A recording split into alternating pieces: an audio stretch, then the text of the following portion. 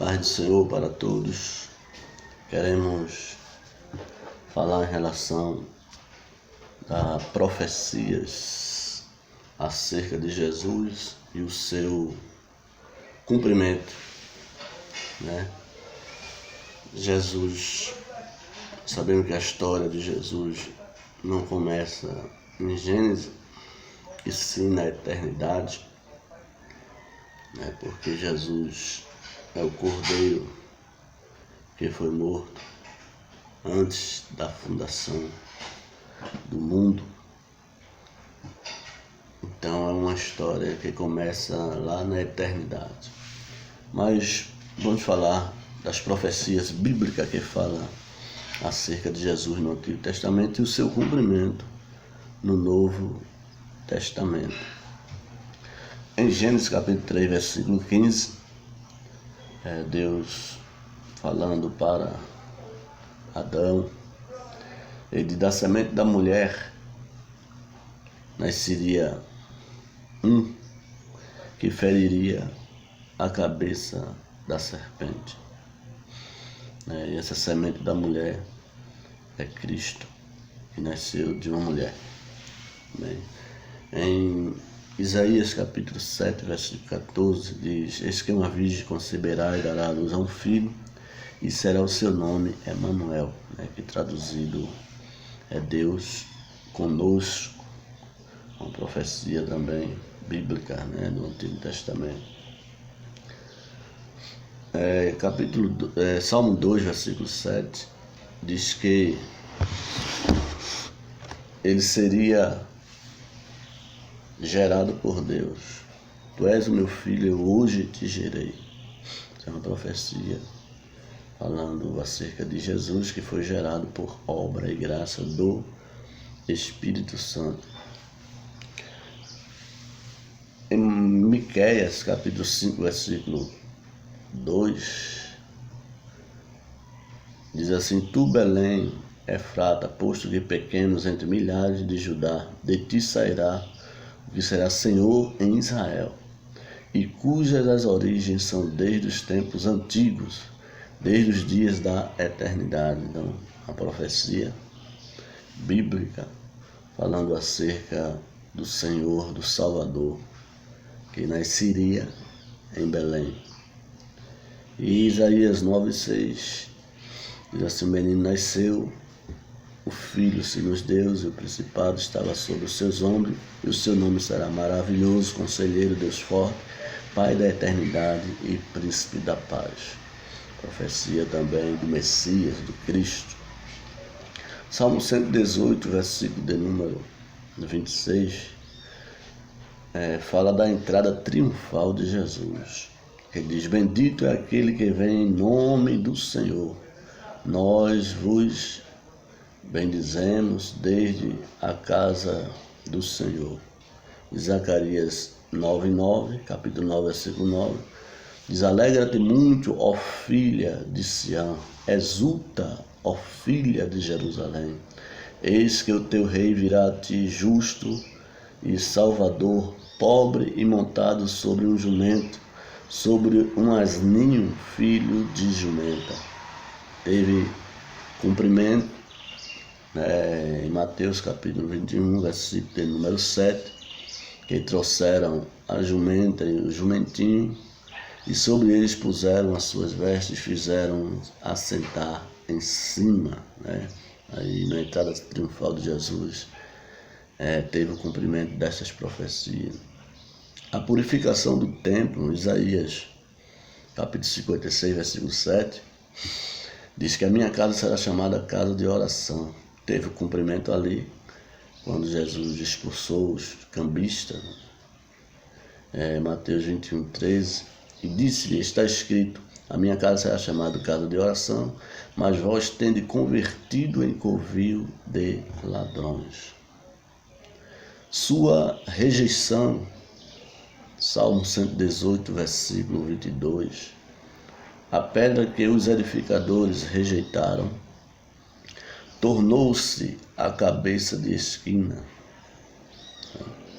Mateus 21:42 tem um cumprimento. Disse-lhe Jesus: nunca leste, nas Escrituras, a pedra que os edificadores rejeitaram, essa foi posta por cabeça do ângulo.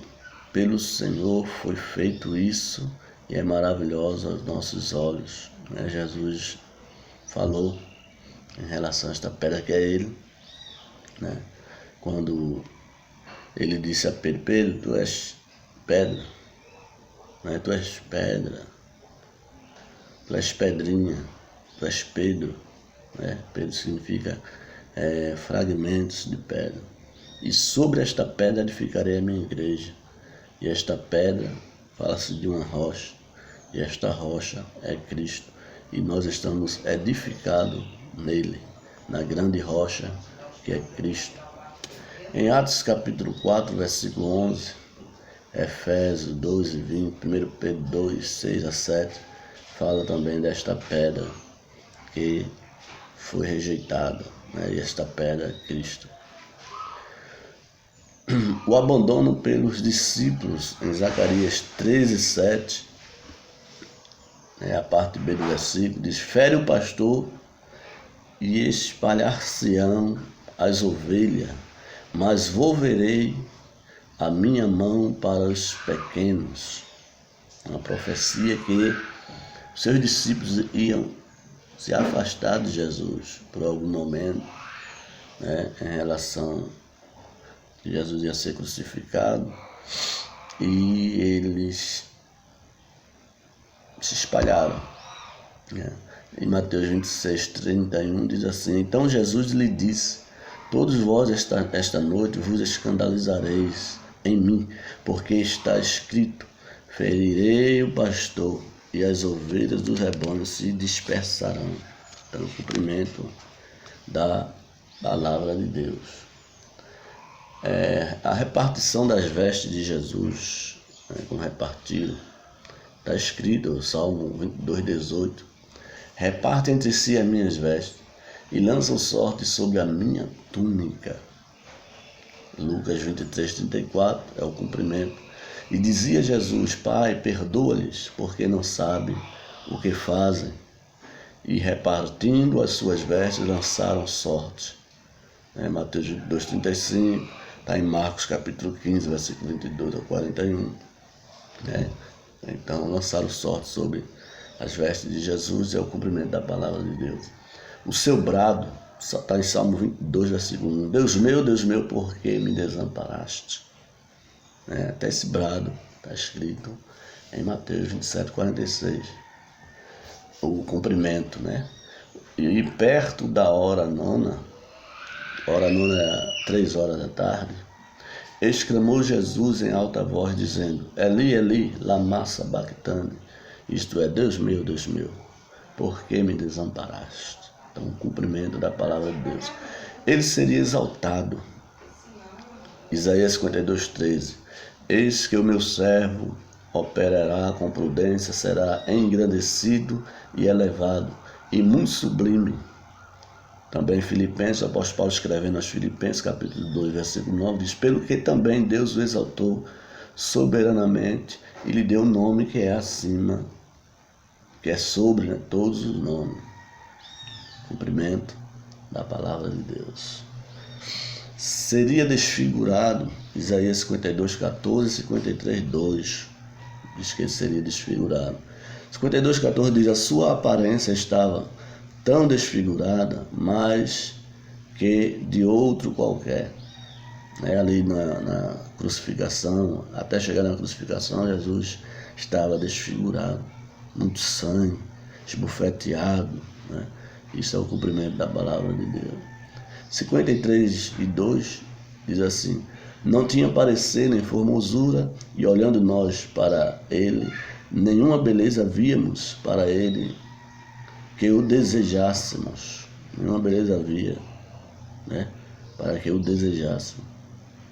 Aí Marcos 15, 17, 19 tem um cumprimento, e vestiram-no de púrpura e tecendo uma coroa de espinho lhe puseram na cabeça e começaram a saudá-lo: salve o rei dos judeus!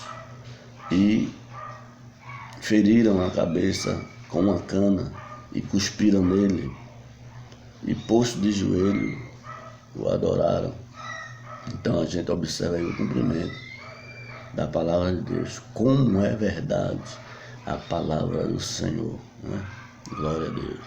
Ele fará expiação com o seu sangue. Isaías 52:15. Borrifará muitas nações. 1 Pedro 1:2 diz: eleito segundo a presciência de Deus Pai, em santificação do Espírito para a obediência e a expressão do sangue de Jesus Cristo, graça e paz seja multiplicado. Isso é o cumprimento da palavra de Deus. Ele carregará os nossos pecados e dores, Isaías 53:4 e 5, né? Verdadeiramente, ele tomou sobre si as nossas enfermidades e nossas dores, levou sobre si. E 1 Pedro 2:24-25, para cumprimento, Pedro fala: levando ele mesmo em seu corpo os nossos pecados sobre o madeiro, para que, mortos para o pecado, pudéssemos viver para a justiça, e pelas suas feridas fomos sarados. Glória a Deus. Ele seria o nosso substituto. Isaías 53, versículos 6 e 8. Diz assim: mas o Senhor fez cair sobre ele a iniquidade de nós todos. Versículo 8. E pelas transgressões do meu povo foi ele atingido. Ao cumprimento, o apóstolo Paulo falando na segunda carta aos Coríntios, capítulo 5, versículo 21, diz: aquele que não cometeu pecado, ele fez pecado por nós, para que nele fôssemos feito justiça de Deus. Ele aceitará voluntariamente nossa culpa. Ele aceitaria voluntariamente a nossa culpa. Aceitou padecer por nós, morrer por nós, ser sacrificado por nós, voluntariamente. Isaías 53:7. Ele foi oprimido, mas não abriu a sua boca, como um cordeiro foi levado ao matadouro, e como ovelha muda perante os seus tosquiadores, ele não abriu a sua boca. E João 10:11 tem um cumprimento. Ele disse: eu sou o bom pastor dá a sua vida pelas ovelhas. Capítulo 10, versículo 17 e 18 de João ainda, ele diz: por isso o Pai me ama, porque dou a minha vida para torná-la a tomá-la. Ninguém me tira de mim, mas eu de mim mesmo a dou. Tenho poder para dar e tenho poder para tornar a tomá-la. Esse mandamento recebi de meu Pai. Então, Jesus voluntariamente deu a sua vida. Não poderia permanecer na morte, porque ele é a vida, né? Como homem, ele morreu, mas ele não poderia permanecer na morte, porque ele é a vida. Ele deu voluntariamente a sua vida. Ele disse: tenho poder para dar a minha vida e tenho poder para reavê-la, retomá-la. Lucas 22:32 diz: porquanto vos digo que importa que em mim se cumpra aquilo que está escrito. Está escrito de Jesus, se cumpra. João 12:24 diz: na verdade vos digo que se o grão de trigo não cair na terra e não morrer, fica ele só. Mas se ele morrer, dá muitos frutos. Jesus estava falando dele como um grão de trigo, né? Só germina e frutifica se o grão morrer. Então Jesus disse: eu tenho que ser sacrificado por vós, para que seja multiplicado os frutos, para que eu dê frutos. E os frutos do seu trabalho são todos aqueles que reconheceram, aceitaram Jesus. E a gente, nos dias atuais, nós vemos o crescimento do povo denominado cristão, que segue a Cristo, que ama Cristo, que prega a Cristo, que anuncia Cristo, que fala da grandeza de Cristo. Aí Isaías 53:11, ele diz: o trabalho da sua alma ele verá e ficará satisfeito. Justificará para muitos, né? Justificará a muitos. E Romanos 5:1 diz: justificado pela fé, temos paz com Deus por nosso Senhor Jesus Cristo. Então fomos justificados por Cristo em cumprimento da palavra de Deus, né? Que Jesus seria morto, sacrificado e ressuscitado para nos justificar. E fomos justificados pela fé em Cristo Jesus, né? Que nós possamos acreditar na palavra de Deus. E a mesma palavra que teve o seu cumprimento no Novo Testamento, em relação da vinda de Jesus aqui na terra, né, como um homem para ser morto, crucificado e ressuscitado, a mesma palavra nós pregamos que Jesus ele vai voltar para buscar a sua igreja. Já no Antigo Testamento, Judas, versículo 14, fala do sétimo depois de Adão, que se chama Enoque. Ele profetizou acerca da segunda fase da vinda do nosso Senhor. Então, a vinda de Jesus é uma realidade, é uma verdade. Jesus vai voltar. Se tudo se cumpriu no Novo Testamento em relação ao Espírito Santo, ao batismo com o Espírito Santo, à profecia, aos dons espirituais, às promessas, né, do Salvador, tudo se cumpriu no Novo Testamento, também o que do Novo Testamento foi profetizado há de se cumprir, porque a palavra de Deus é fiel e verdadeira. Jesus virá a qualquer momento para arrebatar a sua igreja, para levarmos para a eternidade. Que estejamos prontos e preparados para este grande acontecimento que em breve, né, acontecerá. Que Deus abençoe, que Deus ajude a cada um, no nome de Jesus.